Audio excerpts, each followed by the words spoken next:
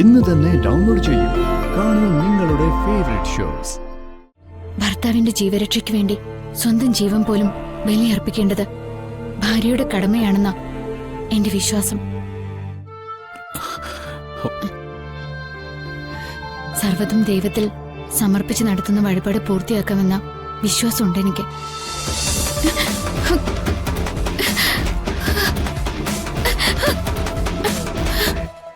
മുട്ടുമുറിഞ്ഞ് ചോരയൊരുക്കിയായിരിക്കും.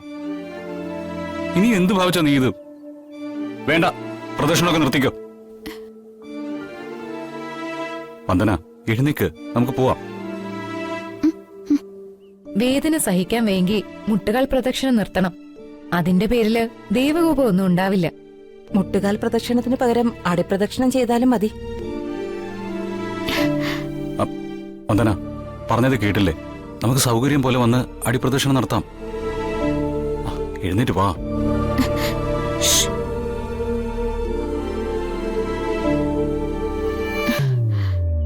എന്താ, ഭർത്താവിന് മുമ്പിൽ മൗനവ്രതം പാലിക്കണമെന്ന് ജോലിസ്ഥർ പ്രവചിച്ചിട്ടുണ്ടോ? വാ തുറന്ന് മിണ്ടിക്കൂടെ നിനക്ക്?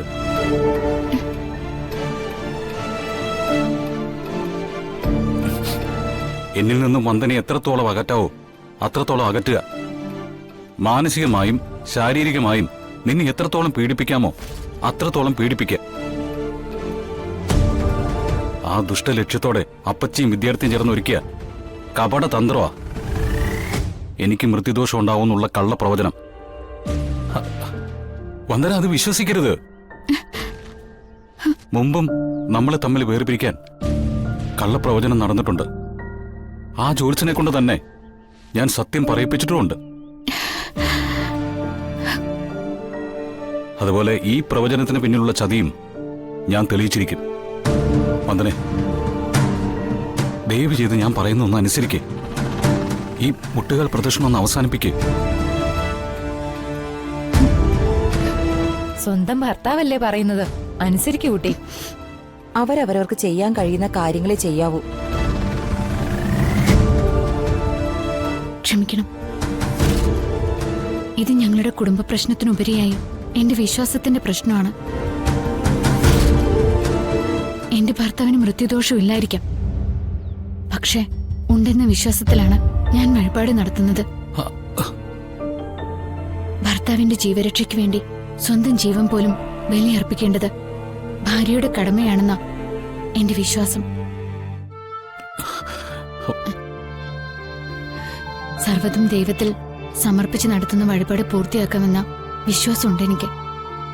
ആ വിശ്വാസത്തെ ചോദ്യം ചെയ്യരുത്.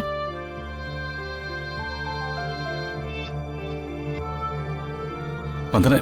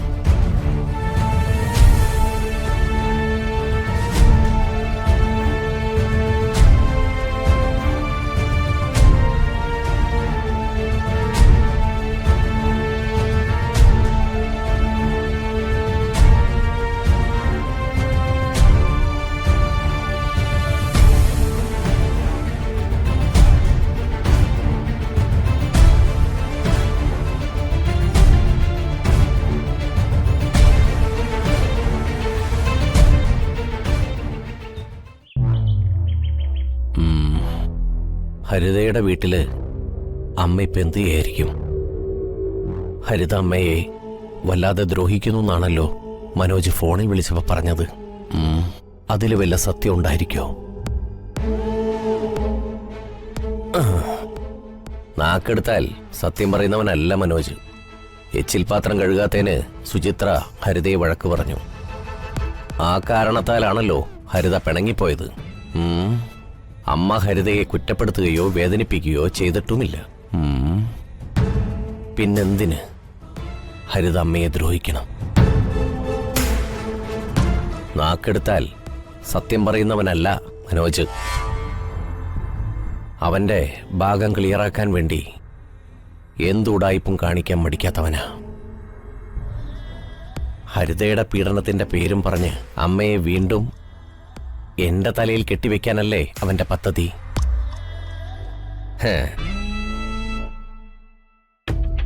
അച്ഛന്റെ സംരക്ഷണം ഏറ്റെടുത്ത് തന്നെ ബുദ്ധിമോശമായി പോയി.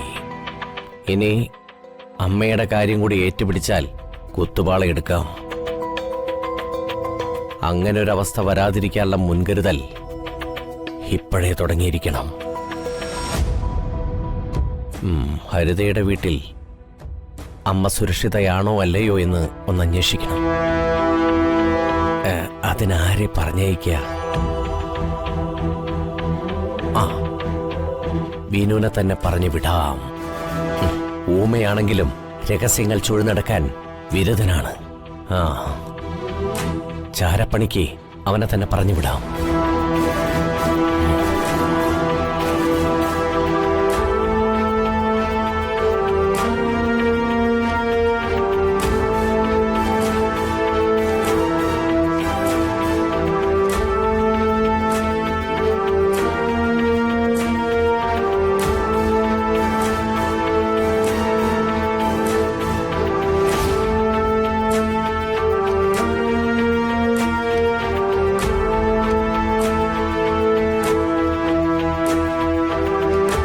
എന്തിനാ മരച്ചീനി പാക്കിയെന്നത്? ആർക്കു കൊടുക്കാനാ? നിനക്ക് ഏറ്റവും പ്രിയപ്പെട്ട അമ്മായിമ്മയ്ക്ക് കൊടുക്കാൻ തന്നെയാ. അമ്മയ്ക്ക് കൊടുക്കാനോ? അതെ, അമ്മ ഇവിടുന്ന് പോയിട്ട് ദിവസം കുറെ ആയില്ലേ സുയിത്രേ. അവരുടെ അവസ്ഥ എന്താ, ഏതാണ് എന്നൊക്കെ അന്വേഷിക്കേണ്ട ചുമതല നമുക്കില്ലേ? തീർച്ചയായും. അമ്മ കുറച്ചു ദിവസം ഇല്ലാതായപ്പോഴേ അവരുടെ പ്രാധാന്യം പ്രകാശേട്ടൻ മനസ്സിലാക്കിയല്ലോ. മഹാപുണ്യം. അല്ല, മരച്ചീനിയാണോ കൊണ്ടുപോകുന്നത്? അതെ, ശ്രീകൃഷ്ണ ഭഗവാനെ കാണാൻ കുചേലം പോയപ്പോഴേ കാഴ്ചവസ്തുവായിട്ട് എന്താ കൊണ്ടുപോയത്? അവിൽപ്പൊതിയല്ലേ? അതുപോലെ അമ്മയ്ക്ക് ഏറ്റവും ഇഷ്ടപ്പെട്ട മരച്ചീനി തന്നെ ആവട്ടെ കാഴ്ചവസ്തു. ഇഷ്ടപ്പെട്ട കാഴ്ചവസ്തുവായിട്ട് വിനുവിന് അയക്കാനാ തീരുമാനം.